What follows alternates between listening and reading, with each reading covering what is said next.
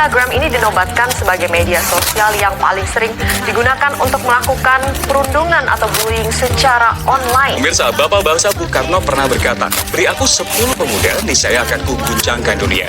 Tapi bagaimana bisa mengguncangkan dunia kalau anak mudanya justru menganggur, bahkan tidak bersekolah ke jenjang pendidikan lanjutan karena UKT yang mahal. Ya cukup miris memang melihat kelompok usia yang mendominasi angka pengangguran di Indonesia, karena bagaimana tidak generasi muda yang disematkan dengan sebutan harapan bangsa justru jadi kelompok usia dengan angka pengangguran tertinggi. Banyak pemuda yang dinilai tak sejahtera, sehingga apabila sistem tak dibenahi, hanya akan memunculkan generasi pemuda kelahan yang senyap. Jember, Jawa Timur mengalami gangguan kejiwaan. Saat ini keduanya menjalani perawatan medis karena tak lagi mengenali kedua orang tuanya. Serem banget ya dari berita barusan. Kita sebagai Gen Z harus bijak menggunakan media sosial, yakni gunakan media sosial sebagai sarana pembelajaran. Yang kedua, tingkatkan literasi, kurangi gaya hidup secara berlebihan. Dan yang ketiga, bangun akal mental sehat, yakni normalisasikan berbicara dengan keluarga, teman, atau tenaga profesional. Selanjutnya adalah memperkuat jati diri dan nilai pribadi. Jangan takut untuk berbeda, karena keunikan adalah kekuatan. Yang selanjutnya adalah belajar dari pengalaman milenial. Kemudian bangun gerakan bersama, kolaborasi lintas generasi dalam proyek sosial. Kemudian yang terakhir yaitu tumbuhkan kepedulian sosial. Seperti hal kecil yaitu ikut kampanye lokal dan mengedukasi orang sekitar. Hai semuanya, nama saya Ulfa Mirastiani dengan NIM 241101080016 dari kelompok 4 kelas biologi 1. Halo semuanya, perkenalkan nama saya Asyitania Skarmelati dengan NIM 242101080003 dari kelompok 4 Tadris Biologi.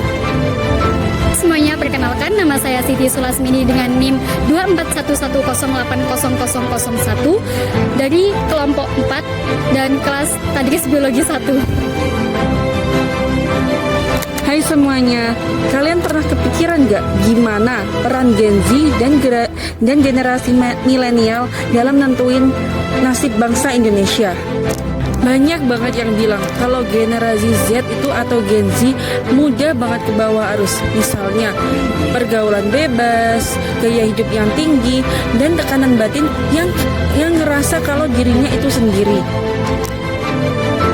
Padahal enggak kok. Karena sebenarnya ada generasi milenial yang perannya nggak cuma lahir duluan, tapi menjadi pilar penting bagi masa depan bangsa Indonesia. Kita itu nggak bisa tutup mata. Kenapa? Karena permasalahan di hidup kita ini banyak yang dialami. Misalnya seperti banyak yang membandingkan kehidupan kita dengan konten orang lain. Terus yang selanjutnya adalah gaya hidup yang konsumtif makin tinggi, seperti kehidupan yang hedon, terus nongkrong di tempat yang fancy, terus juga dengan cara memakai pakaian barang branded. Itu belum lagi tekanan hidup yang membuat kita merasa depresi, cemas, dan juga ekspektasi keluarga yang sangat tinggi, dan belum tentu juga masa depan yang nggak pasti.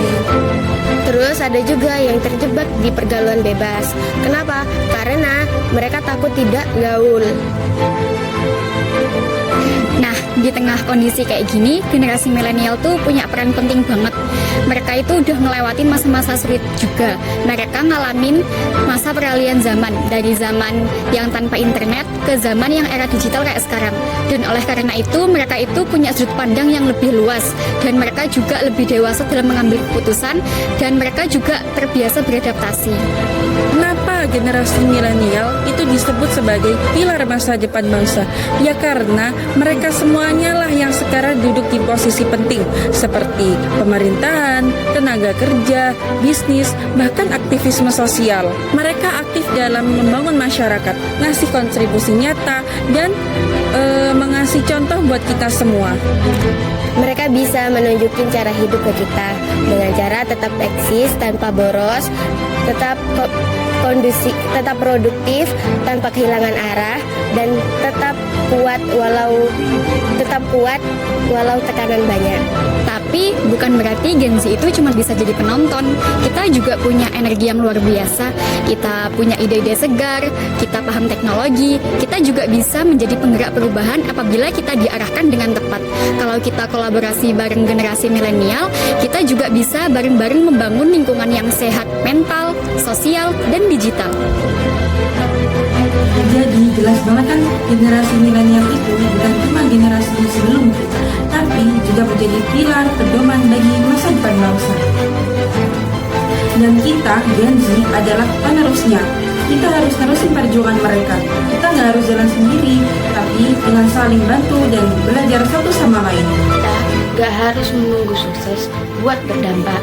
Mulai saja dari jadi warga yang negara peduli, jujur, bertanggung jawab, dan saling jaga. Terima kasih udah dengerin. Semoga ini dapat menjadi pengingat dan penyemangat buat kita semua. Sampai ketemu di video selanjutnya. Tetap semangat dan jangan takut jadi versi terbaik dari diri sendiri.